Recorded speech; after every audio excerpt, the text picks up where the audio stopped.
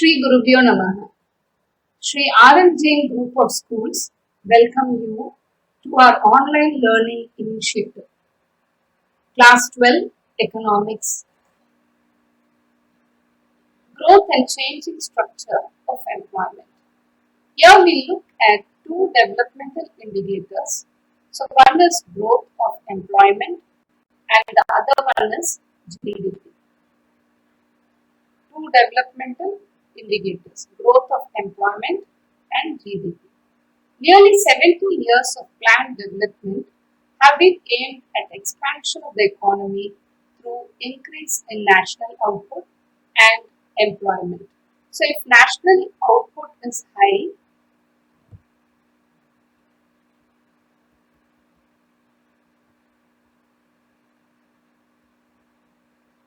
it means the national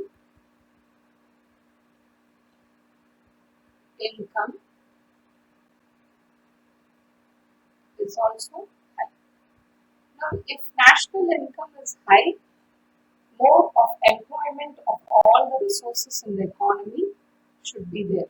So let us see how is the employment situation in the economy and how is the growth of the economy. During the period 1950 to 2010, gross domestic product, that is our GDP of India, grew positively and was higher than the employment growth.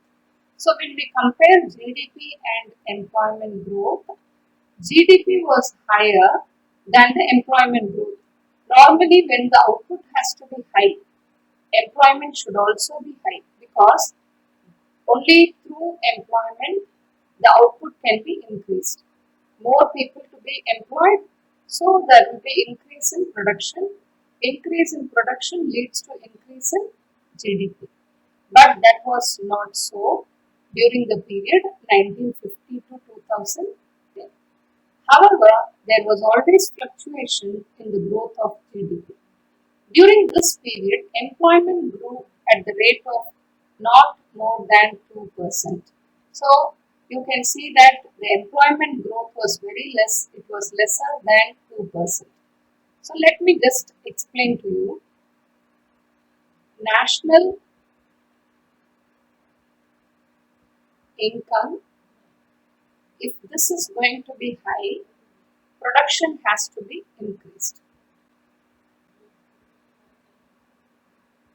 Production should increase. Now this production, it can either be increased through employment or through modern means of production. So it can be, output can be increased either through employment by employing many people or by using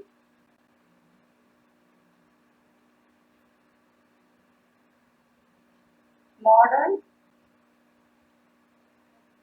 techniques. So, if employment is going to be growing at a lesser rate, it means we have used the modern methods of production. So, only by modern methods of production, the production can be increased if at all we don't employ people.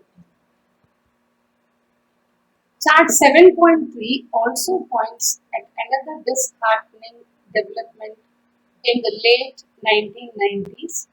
So what it shows, employment growth started declining and reached the level of growth that India had in the early stages of planning. So Planning Commission was set up in 1950 and our first 5-year plan was passed in 1951. So in the early stages of this planning, it means in 1950s, the level of growth was very less.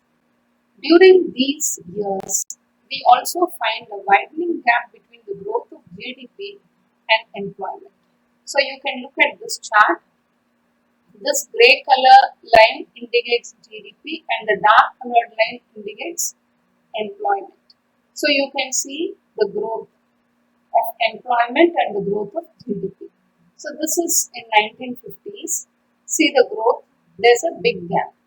And after that you can see the gap has narrowed down. Again it has widened, showing that the GDP growth is increasing, but the employment growth is not increasing to the level of GDP growth. And you can see here in 2010-12, the recent data is 1.12. So it means lesser than 2 percentage. The employment is lesser than 2 percentage.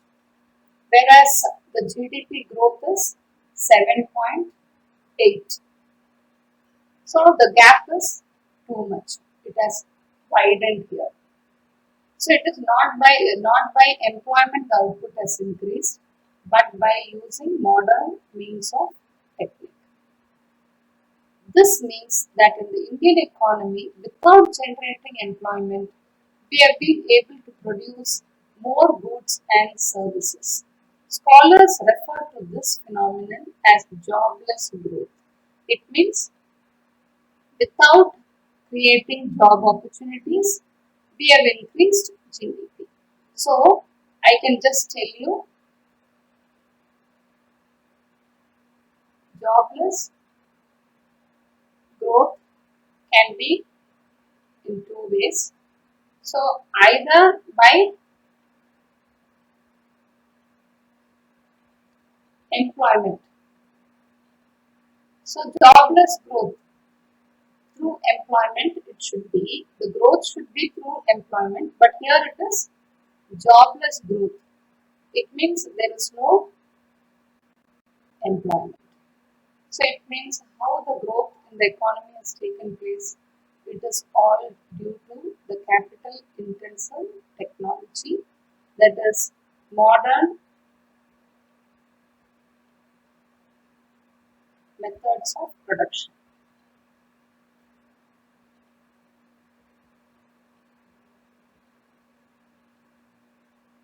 or you call it as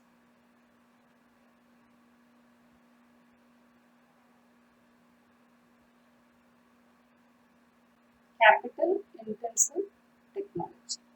So capital intensive technology is used, and that is why there is growth, because we say it as jobless growth. So the growth cannot be due to employment. So far we have seen how employment has grown in comparison to GDP. Now it is necessary to know how the growth pattern of employment and GDP affected different sections of workforce. So the different sections of workforce, we have different sections like the salaried people and the casual laborers or the self-employed workforce. So from this, we will also be able to understand what types of employment are generated in our country. Let us look at two indicators that we have seen in the preceding sections. Employment of people in various industries and their status. We know that India is an agrarian nation. A major section of population lives in rural areas and is dependent on agriculture as their main livelihood.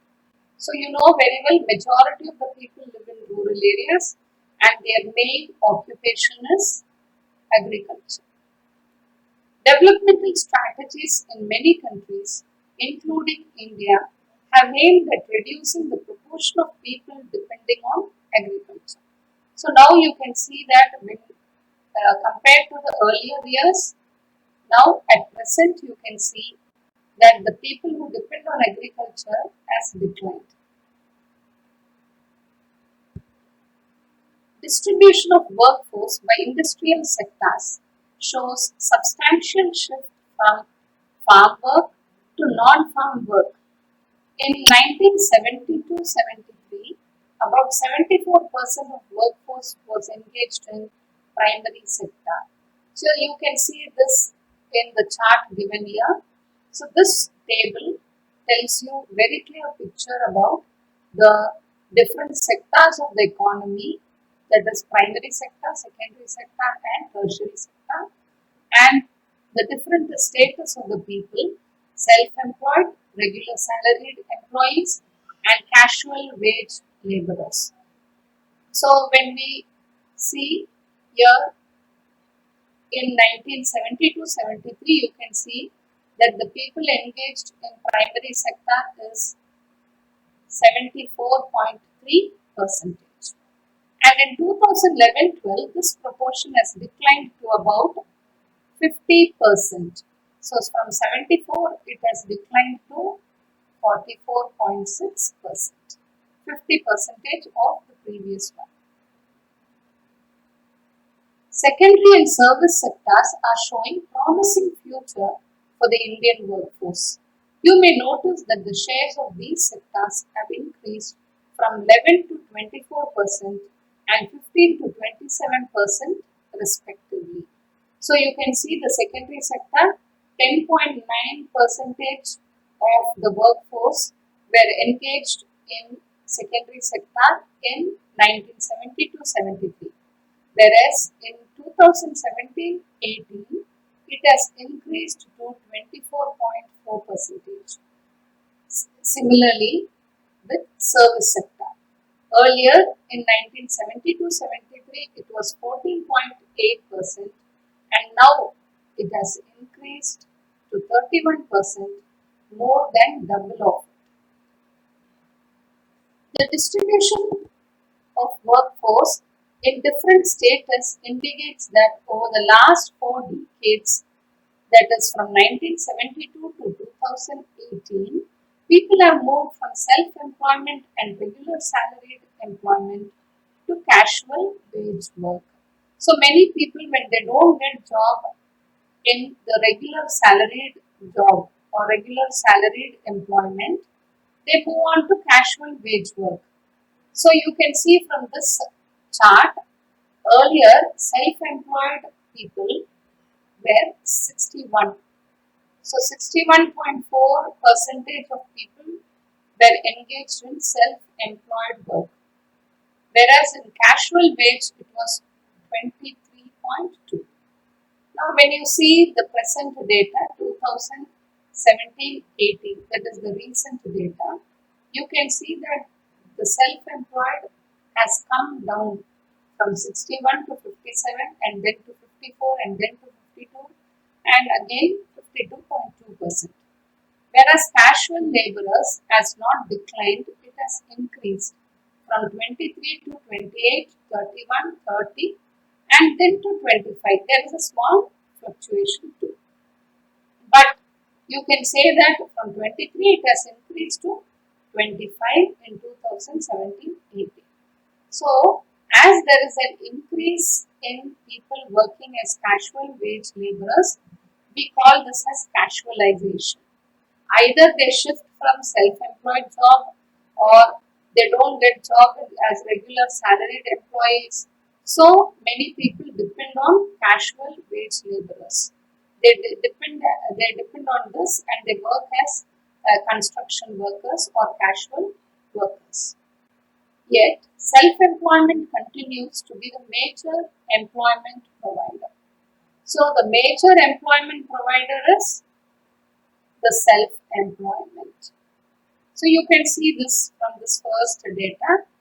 Self-employed 61.4 percentage depend on self-employment. It means they do their own business. Whereas when you see the salaried employees and casual wage laborers, it is lesser than the self-employed. So majority of the people do their own business. So this continues to be the major employment provider. Even here in 2017-18, you can see more than 50% of the workforce, they do self-employed business. They do their own business, so it means they are self-employed. Whereas the remaining 50% is shared between regular salaried employees and casual wage laborers.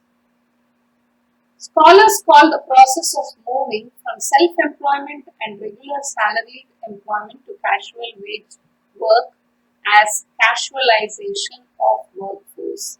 So scholars call it like this. In our table, we can clearly understand that this has increased to 2% from 23 to 25 in the recent year, but in between it has increased even more than that, from 23 to 31, from 23 to 30. So it has increased even more than